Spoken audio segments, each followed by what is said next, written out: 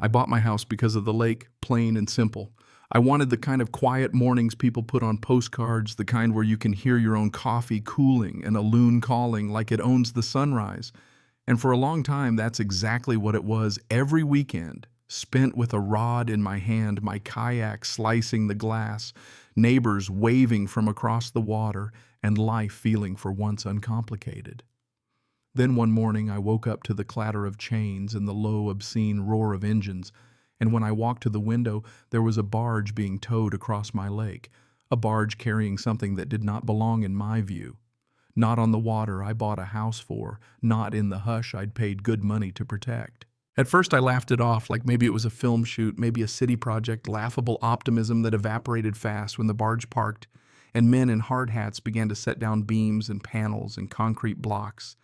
And by noon, a two-story building had sprouted in the middle of my lake, a glass and steel eyesore with a billboard-sized sign that said, "Coming soon, lakeside dining," as if my life were a backdrop to someone else's profit margin. I felt that old familiar heat in my chest, the kind you get when you catch someone in a lie because you know in your bones when someone has stepped over you on purpose. The HOA had decided my lake would become their cash cow, and they had done it without so much as a whisper to me. I called the HOA president that afternoon Karen, that's what everyone called her, the type who organizes bake sales and then schedules an hour of free labor that everyone forgot to sign up for, and she answered like she owned the sun. Her voice clipped, her tone practiced. "Check the bylaws," she said, sweet as sugar and twice as sticky, as if the rules were a magic cloak they could drape over whatever they wanted. I checked the bylaws, I checked my deed, and I sat across from a lawyer who folded my documents with the same casual sadness I would reserve for a parking ticket. The land under the lake that was mine, clear as the noon sky when we were kids, and the clouds had manners, but the HOA's bylaws had this gray soup-like clause about the surface of the water and community usage, and that clause was exactly the kind of loophole people in suits love to swim through. The lawyer leaned back, rubbed his chin, and said the words, "Every person in my shoes dreads. You could fight this, but it'll cost you. It'll take years, and they're counting on you getting tired." That's when the first part of the plan, if you can call rage a plan, started to hatch. I'm not proud of how ugly the taste of revenge can be, but I am proud of knowing my property, and I am proud of the quiet way ordinary folks can be stubborn as old dogs. The restaurant might have been floating on what they claimed was community water, but there was one tiny, infuriatingly obvious fact. They had ignored the only way they were getting heavy equipment, chairs, stoves, refrigerators, everything a floating restaurant would need. The only practical way was through the boat ramp on my land. It was the only gentle slope in the only thing wide enough, and when you build something that large and then hope it will survive on handcarts through mud, you either are incredibly optimistic or you are deliberately stupid. They had chosen stupid because arrogance looks a lot like competence, until it doesn't. I sat up, nights running through options, a restraining order, picket signs, 1,000 half-formed protests, but my lawyer's words kept snatching them away. The cold calculus of fees and filings and appeals. Then one evening after the sun had gone down and the air was the soft kind that makes you want to whisper, I packed my truck with rocks. Not metaphorical rocks. Real heavy boulders, the kind that complain when you move them and then otherwise shut up. I bought quick-setting concrete printed private property, no trespassing signs in a font I knew would look official. And I worked in the dark, because revenge, like romance, is best rehearsed without an audience. Under the moon, I placed each stone where it mattered, cementing them into the mouth of my boat ramp until the entrance looked like a small, angry fortress. I sunk enough money into that little wall to make a conservative person weep, but money isn't always about price. Sometimes it's a statement carved in stone. Morning came and I made myself a cup of coffee like a spectator at an absurd play, and there was the first act, a delivery truck enormous towing a boat stacked with gleaming appliances and box chairs pulling up to the dock. The driver climbed down rubber to gravel, and he stood there like a man who had been told to solve a crossword without the clues. He walked up, phone in hand, shrugged, mouthed something to himself, then called someone whose number did not matter. Because in every human hierarchy there's a person who gets told what to do and a person who gets to ignore them. That person turned out to be Karen. She screeched up on her golf cart because of course she did a hurricane of polyester and entitlement. And when she saw my wall, her face made a sound I can't quite put into words, but it was something between fury and disbelief. She stomped to the property line and started yelling about community needs, investor returns, jobs, the greater good, all the speeches they give when the moral ledger has gone bankrupt. I walked out and held my deed up like a passport, like a trophy. And I smiled in a way I didn't realize was part of the whole business of feeling small and then not. "This is private property," I said, and I let the line hang in the air like a promise. She sputtered. She tried every angle: legal threats, public shaming, appeals to sympathy, and then like a person running out of one script, she tried money. They first offered me a pittance, then more always the same pattern: keep your mouth shut and we'll make it worth your while.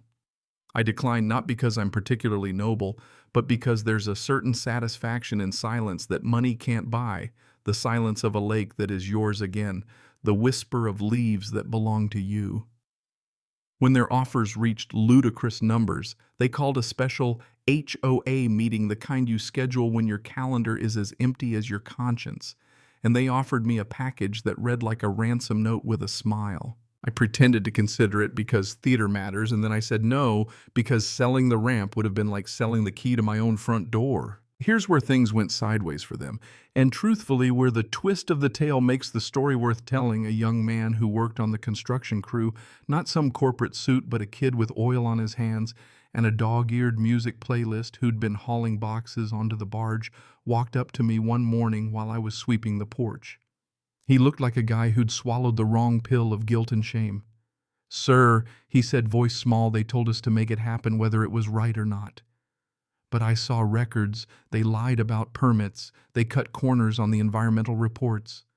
He handed me a crumpled envelope, a scrap of paper with numbers and a name, and in that instant the whole thing shifted from a property dispute to something uglier, a cover-up. The kid, call him Miguel, had stayed up nights, photocopying files, hiding evidence, not because he wanted to become a hero, but because he could sleep easier, knowing he hadn't helped ruin a place where old men fish and kids learn to skip stones. Miguel became my unexpected ally, the supporting character, who turned out to have a backbone made of quiet, inconvenient honesty. With Miguel's papers, the village of plastic and polished intentions started to fray. I brought the documents to my lawyer, and together we nudged the situation from a gray, expensive fight into an awkward, expensive problem. For the HOA suddenly permits were missing, signatures didn't match, and the county was asking questions, which is language bureaucrats use to say, "You're in trouble." The restaurant couldn't operate without deliveries. The ramp remained my ramp.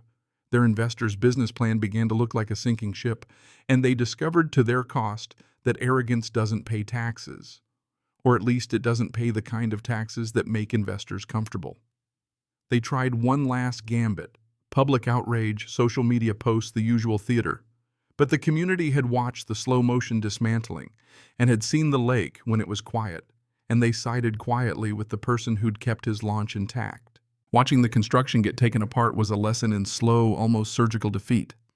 Men hauled panels down a muddy path that made you feel sympathy for the equipment piece by humiliating peace, while the barge, once majestic like a floating mistake, looked smaller each day, like an animal being led away.